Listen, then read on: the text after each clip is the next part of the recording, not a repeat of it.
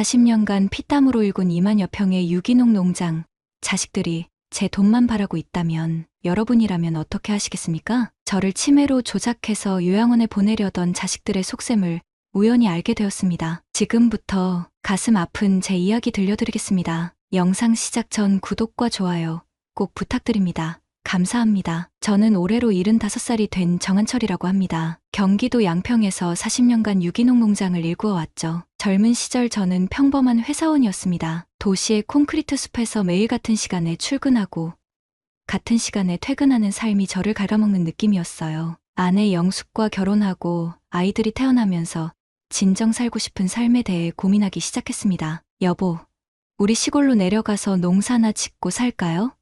어느 저녁 퇴근 후 지친 모습으로 이런 말을 꺼냈을 때 아내는 잠시 놀란 눈빛을 보였지만 이내 따뜻한 미소를 지었습니다. 당신이 정말 원한다면 함께 가요. 그렇게 저희는 경기도 양평의 황무지나 다름없던 땅을 구입했죠. 처음에는 가족들의 반대가 심했습니다. 미쳤냐? 안정된 직장 놔두고 농사를 짓겠다고.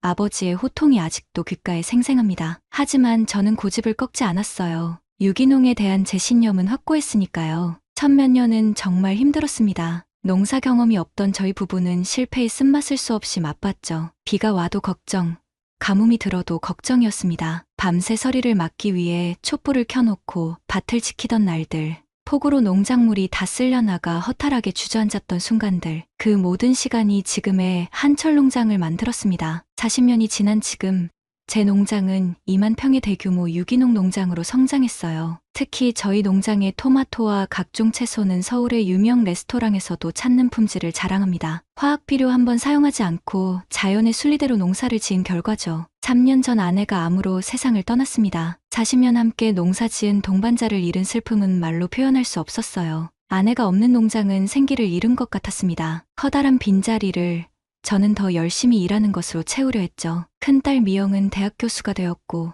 아들 준호는 중소기업 CEO, 작은 딸 수지는 디자이너로 모두 도시에서 성공했습니다. 명절에나 얼굴을 볼 수 있는 자식들이지만 저는 그들이 자신의 길을 찾아 열심히 사는 모습이 자랑스러웠어요. 그런데 요즘 들어 체력이 예전 같지 않음을 느낍니다. 아침에 일어나면 허리가 뻐근하고 무릎은 쑤시고 농사일이 점점 버거워지고 있어요. 오랜 친구 박노인이 찾아와 귀띔해 주었습니다. 한철아, 양평이 서울 근교 힐링 관광지로 뜨면서 땅값이 천정부지로 오르고 있대. 너희 농장도 값어치가 만만치 않을 거야. 땅값이야 오르든 말든 별 관심이 없었지만 이제 누군가에게 농장을 물려줄 때가 되었다는 생각은 듭니다. 자식 중 누구에게 이 농장을 맡길 수 있을까? 평생 일군 이 땅을 지키며 유기농의 가치를 이어갈 사람은 과연 누구일까요? 이런 고민을 하며 자식들을 한자리에 불러 모으기로 결심했습니다. 토요일 오후 세 자녀가 모두 양평농장에 모였습니다. 오랜만에 모인 가족이라 마당에서 바비큐 파티를 준비했죠. 미영이 샐러드를 만들고 수진이 고기를 굽는 동안 저는 농장에서 직접 수확한 채소들을 내놓았습니다. 준호와 그의 아내 윤정은 서울에서 와인을 가져왔고요. 아버지, 오랜만에 가족이 다 모이니 좋네요. 미영이 환하게 웃으며 말했습니다. 저도 덩달아 기분이 좋아졌죠. 하지만 오늘은 단순한 가족 모임이 아니었어요. 중요한 이야기를 나눌 자리였습니다. 식사를 마치고 차를 마시며 편안한 분위기가 조성되었을 때 저는 목을 가다듬었습니다. 오늘 너희를 모두 부른 이유가 있다. 내가 이제 나이가 들었고 농장 일이 예전처럼 쉽지 않구나. 이 농장의 미래에 대해 생각할 때가 온 것 같아. 이 말이 떨어지자마자 세 자녀의 표정이 미묘하게 변했습니다. 특히 준호의 눈빛이 달라졌어요. 평소에는 농사일에 관심 없던 아들의 눈에서 갑자기 빛이 났죠. 아버지, 제가 사업 경험을 살려 농장을 현대화하겠습니다. 스마트팜 기술을 도입하면 생산량도 늘리고 관리도 편해질 거예요. 준호가 자신감 있게 말했습니다. 미영도 나섰습니다. 저도 대학에서 환경학을 가르치니까 유기농 가치를 알리는 데 도움이 될 수 있어요. 농장을 교육의 장으로 활용하면 어떨까요? 수진도 빠질세라 의견을 내놓았어요. 저는 브랜딩을 맡을게요. 요즘은 농산물도 이미지가 중요하니까요. 갑자기 농장에 관심을 보이는 자녀들의 모습이 어색했습니다. 지난 40년간 명절 때만 잠깐 들러 인사하던 그들이 갑자기 농장 경영에 참여하겠다니 솔직히 의아했지만 한편으로는 기뻤습니다. 자식들이 제가 평생 일군 이 땅에 관심을 가져준다는 것 자체가 감사했으니까요. 윤정은 겉으로는 공손하게 행동했습니다. 아버님, 준호가 농장을 맡으면 저도 도울게요. 도시 사람들이 찾아오는 체험 농장으로 만들면 어떨까요? 그날 밤 자녀들이 모두 돌아간 후 마당 의자에 앉아 별을 바라보며 생각에 잠겼습니다. 과연 이들의 관심이 진심일까? 아니면 박노인이 말한 땅값 상승 때문일까? 이런 의심이 들자 마음이 무거워졌습니다. 다음 날 아침 일찍 일어나 농장을 둘러보는데 준호에게서 전화가 왔습니다. 아버지, 어제 말씀드린 대로 저희가 농장을 맡을게요. 제가 회사 일정을 조정해서 주말마다 내려갈게요. 잠시 생각한 후 저는 결심했습니다. 준호야, 농사는 주말에만 할 수 있는 게 아니다. 정말 농장을 맡고 싶다면 1년 동안 여기서 살면서 직접 농사를 배워봐. 그 후에 결정하자. 전화 너머로 잠시 침묵이 흘렀습니다. 아마도 준호는 이런 제안을 예상하지 못했을 거예요. 하지만 곧 그가 대답했습니다. 알겠습니다. 아버지, 윤정과 상의해서 곧 내려갈게요. 이렇게 해서 준호 부부의 양평 생활이 시작되었습니다. 하지만 그들이 진정으로 농장을 위해 온 것인지 아니면 다른 목적이 있는지 저는 그때까지만 해도 알지 못했습니다. 준호와 윤정이 양평으로 이사 온 지 한 달이 지났습니다. 하지만 제가 기대했던 것과는 달랐어요. 준호는 농장 일을 거의 돕지 않고 대부분의 시간을 서울을 오가며 회사 일을 핑계로 보냈습니다. 윤정은 더 심했죠. 매일 아침 화장을 짙게 하고 하이힐을 신고 마을을 돌아다니며 심심하다고 불평했어요. 아버님, 여기는 정말 답답해요. 인터넷도 느리고 카페도 없고 어떻게 살아요? 윤정이 한숨을 쉬며 말했습니다. 저는 그저 웃으며 넘겼지만 속으로는 실망이 컸어요. 이 사람들이 정말 농장을 이어갈 수 있을까 하는 의문이 들었죠. 어느 비 오는 날 오후 예상치 못한 손님이 찾아왔습니다. 35살쯤 되어 보이는 젊은 남자가 비에 흠뻑 젖은 채 농장 입구에 서 있었어요. 안녕하세요. 정한철 선생님이시죠? 저는 김태연이라고 합니다. 유기농 농사를 배우고 싶어서 찾아왔습니다. 태연의 진지한 눈빛에 처음에는 경계했지만 대화를 나누면서 그의 진심이 느껴졌습니다. 그는 대기업에서 일하다가 번아웃으로 퇴사한 후 자연과 함께하는 삶을 꿈꾸며 전국의 유기농 농장을 찾아다니고 있었어요. 선생님의 농사 철학이 담긴 신문 기사를 봤어요. 자연을 거스르지 않고 흙과 대화하며 농사를 짓는다는 말씀에 큰 감명을 받았습니다. 그의 말에 마음이 열렸습니다. 오랜만에 제 농사 철학에 공감하는 사람을 만난 기분이었죠. 그렇다면 한번 일해보겠나? 경험이 없어도 괜찮아. 배우려는 마음만 있으면 되네. 그날부터 태연은 새벽부터 밤까지 농장 일을 도왔습니다. 처음에는 서툴렀지만 놀라운 속도로 배워나갔어요. 특히 그의 성실함과 진정성은 저를 감동시켰습니다. 질문도 많이 했죠. 왜 화학 비료를 쓰지 않나요? 벌레가 생겼을 때 어떻게 대처하시나요? 토양 관리는 어떻게 하시나요? 어느 날 태연이 제안했습니다. 선생님, 주말 농장 체험 프로그램을 열면 어떨까요?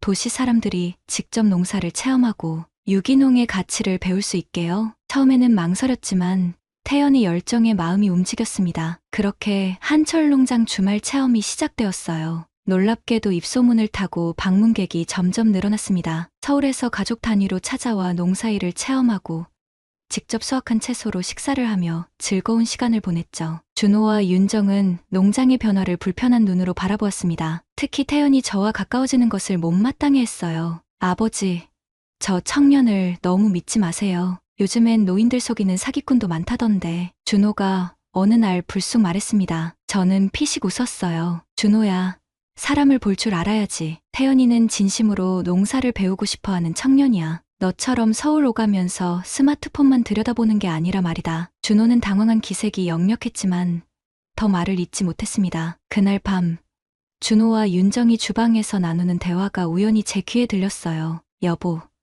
이러다 아버님이 정말 그 청년에게 농장을 물려주면 어떡해요? 걱정 마. 내가 아버지 설득할 테니 곧 있을 정부 개발 계획이 발표되면 이 땅 가치는 몇 배로 뛸 거야. 그 말을 듣는 순간 가슴이 철렁 내려앉았습니다. 자식들이 농장이 아닌 땅값만 바라보고 있었던 거였어요. 준호와 윤정의 대화를 들은 후 저는 마음이 무거워졌습니다. 평생 일구어온 농장이 그저 부동산 개발의 대상이 될 수도 있다는 생각에 잠을 이루기 어려웠어요. 아내 영숙과 함께 흘린 땀방울, 실패와 성공의 순간들이 모두 헛될 수 있다는 불안감이 엄습했습니다. 다음 날 아침 태연이 늘 그렇듯 일찍 농장에 나와 일하고 있었어요. 저는 그에게 다가가 진심을 물어보기로 했습니다. 태연아, 너에게 솔직한 질문을 하나 하겠네. 왜 하필 우리 농장을 찾아왔지? 전국에 유기농 농장이 많을 텐데. 태연은 잠시 일손을 멈추고 저를 바라보았습니다. 그의 눈에는 진정성이 담겨 있었어요. 사실 저는 농업대학을 졸업했습니다. 하지만 집안 형편이 어려워 바로 취업을 했어요. 대기업에서 일하며 돈은 벌었지만 제 진짜 꿈은 항상 농사였습니다. 선생님의 농사 철학이 담긴 기사를 읽고 꼭 배우고 싶었어요. 그의 대답에 마음이 놓였습니다. 태연의 손을 보니 이제는 농사일로 굳은 살이 박혀 있었어요. 도시에서 온 청년의 손이 농부의 손으로 변해가고 있었습니다. 그러던 어느 날 준호가 몇몇 사람들과 함께 농장을 둘러보고 있는 모습을 발견했어요. 정장 차림의 남자들이 농장 곳곳을 살피며 무언가를 메모하고 있었습니다. 호기심에 가까이 가보니 그들이 나누는 대화가 들렸어요. 이 부지 전체가 리조트 개발 예정지에 포함될 수 있습니다. 특히 이 전망 좋은 언덕 위쪽은 골프장으로 활용하면 좋을 것 같네요. 충격이었습니다. 준호가 이미 개발업자들과 접촉하고 있었던 거였어요.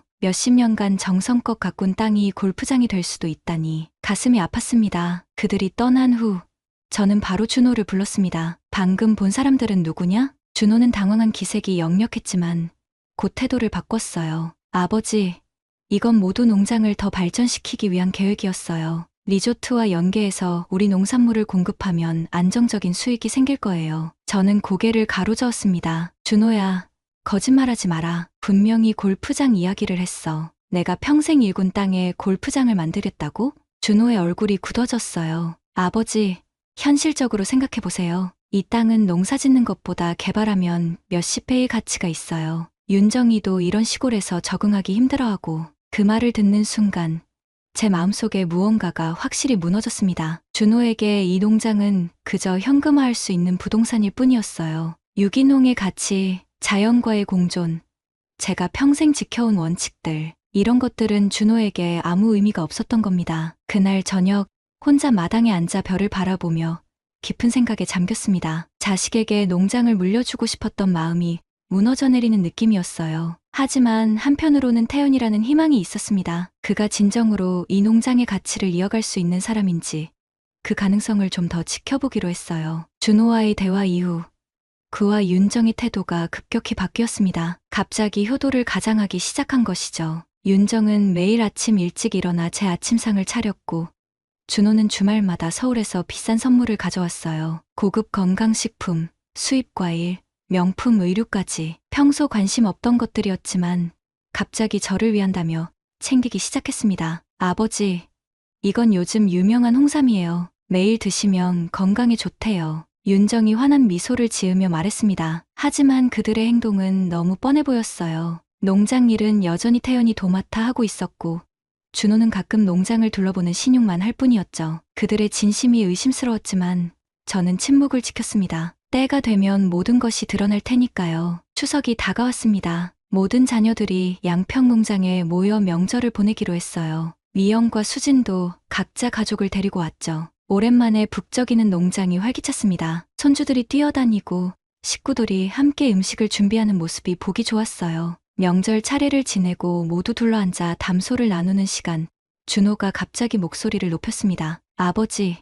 이제 연세도 있으시니 편안히 쉬세요. 저희가 농장을 잘 관리할게요. 미영도 거들었어요. 아버지, 리조트 개발 이야기도 있던데 정말 대박이 날 것 같아요. 저희 모두에게 좋은 일이잖아요. 수진마저 농사일은 이제 그만하시고 서울에서 저희와 함께 사세요. 손주들도 할아버지 보고 싶어해요 라고 말했습니다. 식탁에 무거운 침묵이 내려앉았어요. 모든 자녀들이 한 마음이 되어 저를 설득하고 있었습니다. 농장을 팔고 개발하자는 의도가 분명했죠. 태연은 불편한 표정으로 자리에서 일어나 밖으로 나갔어요. 저는 한참 동안 말없이 자녀들의 얼굴을 하나하나 바라보았습니다. 제가 온 인생을 바쳐 일군 이 땅을 단지 돈으로만 바라보는 그들의 모습이 안타까웠어요. 내가 중요한 결정을 했다. 조용히 입을 열었습니다. 내일 모두 공증사무소로 오너라. 아이들은 잠시 놀란 표정을 지었지만 곧 안도의 미소를 지었어요. 아마도 제가 그들의 제안을 받아들여 농장을 팔기로 했다고 생각한 모양입니다. 식사를 마치고 모두 돌아간 후 저는 태연을 찾아갔습니다. 그는 농장 끝 벤치에 앉아 별을 바라보고 있었어요. 태연아, 나와 이야기 좀 하자. 저는 제 계획을 설명했습니다. 태연의 눈이 커졌어요. 정말 그렇게 하실 생각이세요? 선생님의 자녀들이. 그래, 내 결정이다. 이 농장은 단순한 부동산이 아니야. 내 인생이고 철학이고 영혼이야. 이걸 지켜줄 사람이 필요해. 태연은 눈시울이 붉어져 고개를 숙였습니다. 선생님의 믿음에 보답하겠습니다. 절대 실망시키지 않을게요. 그날 밤 저는 오랜만에 편안한 마음으로 잠들 수 있었습니다. 내일 일어날 일들이 가슴 아프겠지만 옳은 결정이라는 확신이 들었어요. 다음 날 아침 모든 자녀들이 약속대로 공증사무소에 모였습니다. 미영, 준호, 수진과 그들의 배우자들까지 모두 기대에 찬 표정이었어요. 특히 준호와 윤정은 서로 눈빛을 주고받으며 미소 짓고 있었죠. 아마도 농장 매각 후의 큰돈을 이미 계산하고 있었을 겁니다. 공증인이 입장하고 저는 조용히 서류 가방을 열었습니다. 방 안의 공기가 갑자기 긴장감으로 가득 찼어요. 이 서류는 내가 이미 3개월 전에 준비한 것이다. 제가 말했습니다. 한철 농장의 대부분을 김태연에게 증여하는 증서다. 순간 방 안이 얼어붙었습니다. 준호가 벌떡 일어났어요. 아버지, 농담하시는 거죠? 어떻게 40년 가업을 남에게 줄 수 있습니까? 저는 흔들림 없이 대답했습니다. 준호야, 난 가업을 남에게 준 게 아니다. 진짜 농부에게 준 거야. 넌 이 땅을 단지 돈으로만 봤지만 태연이는 이 땅의 가치를 알아. 준호의 얼굴이 붉게 달아올랐습니다. 윤정은 충격의 손으로 입을 가리고 있었죠. 미영과 수진도 어찌할 바를 모르는 표정이었습니다. 아버지, 이건 말도 안 돼요. 저희가 자식인데 어떻게 남에게. 미영이 떨리는 목소리로 말했습니다. 저는 침착하게 다른 서류를 꺼냈어요. 이건 더 놀라운 소식일 수도 있겠구나. 나는 너희 모든 대화를 녹음해왔다. 버튼을 누르자 녹음기에서 소리가 흘러나왔습니다. 준호와 윤정이 농장을 팔아 돈을 챙기려는 계획, 저를 요양원에 보내려는 대화, 심지어 제 치매 증상을 조작하려던 계획까지 모든 것이 고스란히 담겨 있었어요. 이게 무슨? 수진이 놀란 눈으로 준호를 바라보았습니다. 준호는 말문이 막힌 듯 했어요. 윤정은 울음을 터뜨렸습니다. 이건 오해예요, 아버님. 저는 고개를 저었습니다. 오해가 아니야. 너희가 실제로 한 말이다. 자식이라도 나를 속이고 평생 일군 땅을 팔아먹으려 했다면 더 이상 자식이 아니다. 공증인이 절차를 진행했고 저는 차분히 서명을 마쳤습니다. 농장의 70%는 태연에게 증여되었고 나머지 30%는 이미 매각되어 제주도에 새 보금자리를 마련했다는 사실도 밝혔어요. 그럼 저희는요? 아버지가 평생 모은 재산인데. 수진이 눈물을 글썽이며 물었습니다. 너희에게도 작은 현금을 남겼다. 하지만 내 마음까지 되찾긴 어려울 거야. 공증사무소를 나서는데 준호가 제 팔을 붙잡았습니다. 그의 얼굴은 분노와 당혹감으로 일그러져 있었어요. 아버지, 이럴 순 없어요. 우리가 40년 동안 아버지 옆에 있었잖아요. 그 사람이 뭔데요? 40년? 넌 명절에나 얼굴 비추던 아들이었다. 태연이는 단 몇 개월 만에 내 마음을 얻었어. 진심은 시간이 아니라 행동으로 증명되는 거야. 한숨을 내쉬며 저는 덧붙였습니다. 내가 늙었다고 바보 취급하지 마라. 내 인생은 내가 결정해. 그날 저녁 양평농장에서의 마지막 밤을 보냈습니다. 마당에 앉아 별을 바라보며 아내 영숙과 함께했던 시간들을 떠올렸어요. 무척 아팠지만 동시에 홀가분했습니다. 드디어 진실이 드러났고 새로운 시작을 할 수 있게 되었으니까요. 태연이 차 한 잔을 들고 조용히 다가왔습니다. 선생님, 정말 괜찮으신가요? 괜찮다. 오히려 후련하구나. 진실은 언젠가 드러나는 법이니까. 태연은 고개를 숙였습니다. 선생님의 믿음에 보답하겠습니다. 한철 농장의 가치를 지켜나가겠습니다. 별이 빛나는 밤하늘 아래 평생을 바친 땅에 작별을 고하며 내일의 새 출발을 기약했습니다. 제주도에 정착한 지 3달이 지났습니다. 바다가 보이는 작은 집에서 텃밭을 가꾸며 평화로운 나날을 보내고 있었어요. 아침마다 바다를 바라보며 차를 마시는 시간이 특히 좋았습니다. 양평의 농장만큼 크진 않지만 제 손으로 직접 키우는 채소들은 여전히 맛있었어요. 태연은 정기적으로 전화를 걸어왔습니다. 한철 농장은 그의 손에서 더욱 발전하고 있었어요. 주말 체험 프로그램이 인기를 끌고 유기농 교육의 장으로 이름을 알리고 있다고 했습니다. 태연의 목소리에서 진정한 농부의 자부심이 느껴졌어요. 선생님, 봄에 심은 토마토가 정말 잘 자라고 있어요. 선생님 방식대로 하니 병충해도 거의 없고요. 그의 이야기를 들으며 미소 지었습니다. 제 농장이 좋은 손에 맡겨졌다는 안도감이 들었어요. 반면 준호에 대한 소식은 좋지 않았습니다. 태연의 전화로 알게 된 사실이지만 준호의 사업이 어려움에 처했다고 해요. 투자했던 벤처기업이 망하면서 큰 타격을 입었다고 했습니다. 게다가 농장 부지가 국가 생태보존구역으로 지정되어 개발이 불가능해지자 그가 꿈꾸던 리조트 계획은 완전히 무산되었어요. 농장을 개발하려 했다면 큰 손해를 봤을 거예요, 선생님. 정부에서 이 지역을 보호구역으로 묶어버렸거든요. 태연의 말을 들으며 쓴웃음을 지었습니다. 이 또한 운명이었을까요? 준호가 그토록 바라던 개발 계획이 물거품이 되다니 미영과 수진으로부터도 연락이 왔습니다. 처음에는 서툴게 사과하는 내용이었어요. 특히 수진은 진심으로 반성하는 기색이 역력했습니다. 아버지, 정말 죄송해요. 저희가 무슨 생각으로 그랬는지 농장의 소중함을 몰랐어요. 미영도 비슷했습니다. 아버지의 인생을 돈으로만 계산한 것이 정말 부끄러워요. 언제든 찾아뵈어도 될까요? 두 딸에게는 약간의 여지를 두었지만 준호와는 선을 그었습니다. 그가 계획했던 일들이 너무 깊은 상처를 남겼으니까요. 어느 비 오는 날 오후 예상치 못한 손님이 찾아왔습니다. 윤정이었어요. 화려한 옷차림이 아닌 소박한 차림으로 비에 젖은 채 제 문 앞에 서 있었습니다. 아버님, 죄송합니다. 도움이 필요해요. 그녀의 목소리가 떨렸습니다. 집 안으로 들어온 윤정은 울면서 이야기했어요. 준호 오빠 사업이 완전히 망했어요. 빚도 많고 저희가 잘못했어요. 그녀의 눈물에 마음이 조금 흔들렸습니다. 자식이니까요. 아무리 잘못했어도 피는 못 속이는 법이죠. 그래. 어떻게 도와주면 좋을까? 윤정의 얼굴에 희망이 스쳤습니다. 정말요?